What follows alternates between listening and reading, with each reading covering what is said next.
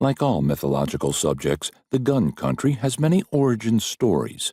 Some of them start in 17th century British law or 18th century colonial North America.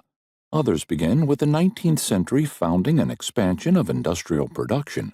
They trace a path through such places as the Gun Valley of Massachusetts and Connecticut, where much of the traditional gun industry originated, and track the rise and fall of fortunes belonging to the likes of Samuel Colt or Oliver Winchester. Others still look to the gun violence of the 20th century in places like Chicago, Detroit, or New York, cities decimated by the urban crisis of mid-century America.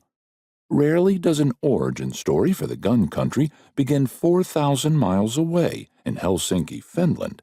But that's where this one for post-war American gun capitalism takes us, to where the Finnish government, like its counterparts throughout Europe in the years after the Second World War, grappled for a solution to a gun problem of its own.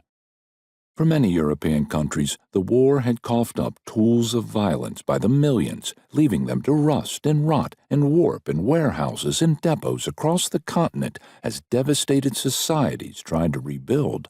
For a host of reasons, European nations had little use for those tools of war any longer. Their populations were exhausted and depleted, and material reminders of the years of trauma were hardly in demand. The continent remained shattered, and the miracle economic recovery of the 1950s, which would create or rebuild middle-class consumer societies, lay in the future. And even if Europeans had the inclination or money to buy these millions of guns, most countries had laws or were passing new ones that limited or prohibited civilian firearms ownership. As Cold War Europe faced the possibility of future wars, the time for yesterday's weapons had passed. So what could you do with them?